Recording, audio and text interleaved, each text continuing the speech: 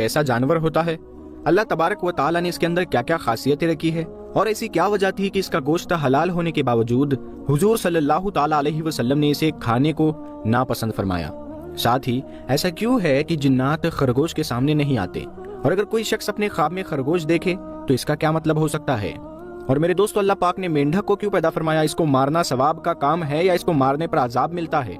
मेंढक के बारे में अल्लाह के प्यारे नबी हजरत मोहम्मद मुस्तफ़ा सल्लल्लाहु ताला अलैहि वसल्लम ने क्या फरमाया है? मेरे दोस्तों, इन सारे सवालों का जवाब हम आज की इस वीडियो में बताएंगे, इसीलिए हम आपसे गुजारिश करते हैं कि इस वीडियो को आखिर तक जरूर देखिएगा। दोस्तों, खरगोश एक ऐसा जानवर है जो बकरी के छोटे बच्चे जैसा दिखता है। इसके दोनों हाथ छोटे और पैर लंबे होते हैं और ये अपनी पिछली टांगों से ही चल फिर सकता है। खरगोश सब्जियां और फल बड़े मजे से खाता है। जानवरों के डॉक्टर कहते हैं कि कभी कभी मादा खरगोश अपने नर खरगोश से मिलने की कोशिश करती है। इसका मतलब तो आप समझ ही गए होंगे। ऐसा इसलिए होता है क्योंकि मादा खरगोश में ये ख्वाहिश, ये इच्छा ज्यादा होती है। मादा बंद करने के लिए बोल रहे हैं। अरे ओ, बहुत हो कानपुर की मृत क्या आप भाई। मादा खरगोश जब पेट से होती है, यानी जब उसके पेट में बच्चे होते हैं, तब भी ये नर से मिलाप कर लेती है। खरगोश की एक और खासियत ये है कि वो आंखें खोल कर सोता है। जब कोई शिकारी से पकड़ने के लिए आता है तो खरगोश की खुली आंखें देखकर समझता है कि वो जाग रहा है और वापस चला जाता है। खरगोश के बारे में ये भी कहा जाता है कि जब वो दरिया देखता है तो तुरंत मर जाता है, इसीलिए अक्सर खरगोश दरिया के किनारे पाए जाते हैं। दोस्तों, अरब के लोग मानते हैं कि जिन्नात खरगोश के सामने नहीं आते क्योंकि खरगोश को हैज आता है। इसी वजह से जिन्नात इसके पास नहीं आते। जिंदा मखलूकों, जिंदा जीवों में 4 ऐसे जिन्हें हैज आता है: औरत, लगड़ बगड़, चमगादड़, खरगोश। हजरत इमाम अबू दाऊद ने किताब सुनन अबू दाऊद में एक रिवायत नकल की है कि हजरत अब्दुल्ला बिन उमर रदी अल्लाह ताला अन्हु ने कहा कि नबी करीम सल्लल्लाहु ताला अलैहि वसल्लम ने इरशाद फरमाया कि खरगोश उन जानदारों में से है जिनको हैज आता है।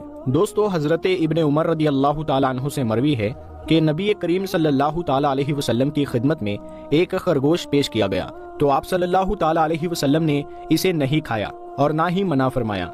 अल्लामा दमेरी रहमतुल्लाहि ताला अलैह लिखते हैं कि नबी करीम सल्लल्लाहु ताला अलैहि वसल्लम का ख्याल ये था कि खरगोश को हैज आता है और वो गोश्त वगैरह भी खा जाता है, जुगाली करता है, यानी अपने चारे को पेट से वापस निकाल कर उसको चबाता है, यानी पागुर मरता है।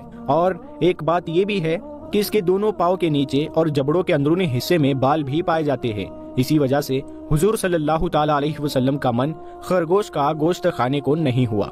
और हजरत इमाम तिरमिजी रहमतुल्लाहि ताला अलैह फरमाते हैं कि हजरत खुजैमा रदी अल्लाह ताला अन्हु से मरवी है, वो फरमाते हैं कि मैंने एक दिन हुजूर सल्लल्लाहु ताला अलैहि वसल्लम से खरगोश के बारे में सवाल किया तो आप सल्लल्लाहु ताला अलैहि वसल्लम ने इरशाद फरमाया कि ना तो मैं इसे खाऊंगा और ना ही इसे हराम करार देता हूँ। रावी कहते हैं कि मैंने अर्ज किया कि इसकी क्या वजह है या रसूलुल्लाह सल्लल्लाहु ताला अलैहि वसल्लम?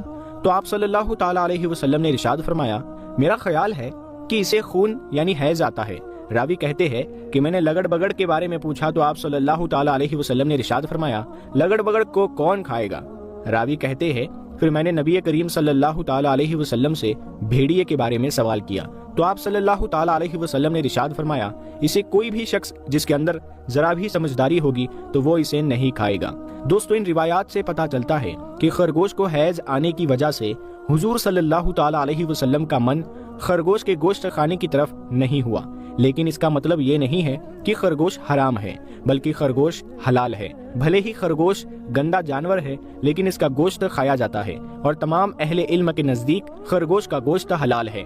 और सुनन अबू दाऊद में हजरत अनस रदी अल्लाह ताला अन्हु से मरवी है कि हजरत अनस रदी अल्लाह ताला अन्हु कहते हैं कि मैं एक ताकतवर नौजवान लड़का था, मैंने एक खरगोश का शिकार किया और इसका गोश्त पकाया तो मुझे हजरत अबू तलहा रदी अल्लाह ताला अन्हु ने इसकी एक रान लेकर नबी करीम सल्लल्लाहु ताला अलैहि वसल्लम की खिदमत में भेजा।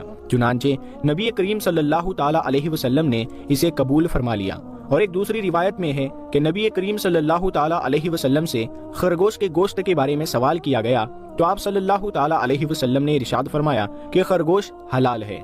दोस्तों, जानवरों के डॉक्टरों का कहना है कि अगर कोई इंसान रेशा की बीमारी से ठीक हो गया हो और उसके शरीर के किसी हिस्से में कपकपी हो रही हो تو ایسے شخص کو جنگلی خرگوش کا دماغ بھون کر کھانے کو دیا جائے تو یہ اس کے لیے بہت فائدہ مند ہوتا ہے۔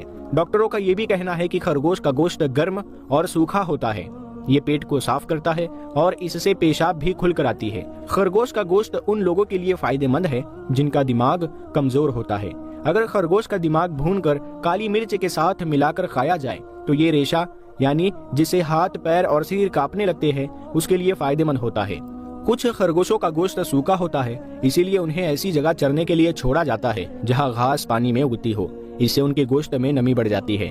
لیکن جن خرگوشوں کو گھر میں کھلایا پلایا جاتا ہے ان کا گوشت سوکھا نہیں ہوتا، اور جو لوگ بستر پر پیشاب کرنے کی عادت سے پریشان ہوتے ہیں ان کے لیے خرگوش کا گوشت لگاتار کھانا فائدہ مند مانا گیا ہے۔ دوستو، کہا جاتا ہے کہ اگر کوئی عورت خرگوش کے گوبر کو باندھ کر اپنے ساتھ رکھے تو وہ پریگنینٹ نہیں ہوگی، اور اگر کوئی شخص خرگوش کا دماغ 2 چنوں کے برابر گائے کے دودھ کے ساتھ کھائے تو وہ بوڑھا نہیں ہوگا۔ خرگوش کا خون شریر کے کالے داغوں کے لیے بھی فائدہ مند ہوتا ہے۔ کہا جاتا ہے کہ اگر خرگوش کے خون سے بنا سرما آنکھوں میں لگانے سے آنکھوں میں کوئی بال نہیں آئیں گے۔ کسی حکیم کا کہنا ہے کہ اگر خرگوش کے پتے کو گھی اور عورت کے دودھ میں ملا کر سرما لگایا جائے تو اس سے آنکھوں کی سوجن اور دوسرے گھاؤ ٹھیک ہو جائیں گے۔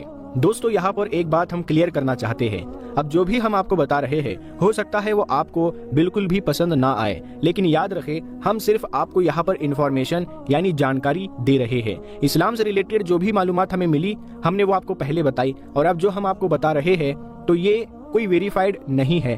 آپ اس کو استعمال میں لانا یا نہیں لانا یہ آپ کا کام ہے، ہم صرف آپ کو اس کی جانکاری دے رہے ہیں۔ تو برائے مہربانی آپ اگر کسی بھی چیز کا اپنے زندگی میں عمل کرنا چاہتے ہیں اس سے ریلیٹڈ تو آپ اپنے ڈاکٹر سے ضرور رائے مشورہ کریں۔ خیر دوستو، اگر کوئی عورت خرگوش کا خون پی لے تو وہ پریگنینٹ نہیں ہو سکے گی، لیکن یاد رکھیں خون پینا اسلام میں حرام ہے۔ خرگوش کا خون سفید داغوں اور جھائیوں پر لگانے سے یہ نشان بھی ختم ہو سکتے ہیں انشاءاللہ۔ خرگوش کو خواب میں دیکھنے کے بارے میں کہا گیا ہے کہ اگر کسی نے خواب میں دیکھا کہ وہ پکا ہوا خرگوش کا گوشت کھا رہا ہے تو اس کا مطلب ہے کہ اسے ایسی جگہ سے روزی رزق ملے گی جس کا وہ سوچ بھی نہیں سکتا۔ اگر کسی نے خواب میں خرگوش کا شکار کیا یا اسے تحفے میں خرگوش ملا یا اس نے خرگوش خریدا تو اس کا مطلب ہے کہ اسے پیسے کی دولت ملے گی، مال کی دولت ملے گی۔ اگر خواب میں دیکھنے والا شادی شدہ نہیں ہے تو اس کا رشتہ آئے گا، لیکن اگر وہ شادی شدہ ہے تو اسے اولاد ملے گی یا وہ اپنے دشمنوں پر جیت حاصل کرے گا۔ اللہ و رسول عالم، اللہ تبارک و تعالی اور اس کے محبوب صلی اللہ تعالی علیہ وسلم زیادہ بہتر جانتے ہیں۔ دوستو، آپ نے مینڈک کو تو دیکھا ہی ہوگا، یہ ایک چھوٹا 4 پیروں والا جانور ہے جو اکثر پانی میں رہتا ہے، لیکن یہ مگرمچھ کی طرح پانی اور زمین دونوں پر آسانی سے جی سکتا ہے۔ اللہ تعالیٰ کی بنائی ہوئی یہ مخلوق دکھنے میں بھلے ہی چھوٹی ہو لیکن انسانوں کے لیے اس کے بہت فائدے ہیں۔ یاد رکھیں اللہ تعالیٰ نے کوئی بھی چیز بیکار یا بنا مقصد کے نہیں بنائی ہے۔ اسی طرح اللہ تعالیٰ نے مینڈک کو بھی کچھ خاص خوبیاں دی ہیں جن سے یہ انسانوں کے لیے بہت کام آتا ہے۔ یہ زمین پر انسانوں کو نقصان پہنچانے والے کیڑے مکوڑوں کو کھا کر زندہ رہتا ہے۔ اتنا ہی نہیں، مینڈک کے شریر سے کچھ خاص طرح کے کیمیکلز نکلتے ہیں جو زہریلے کیڑے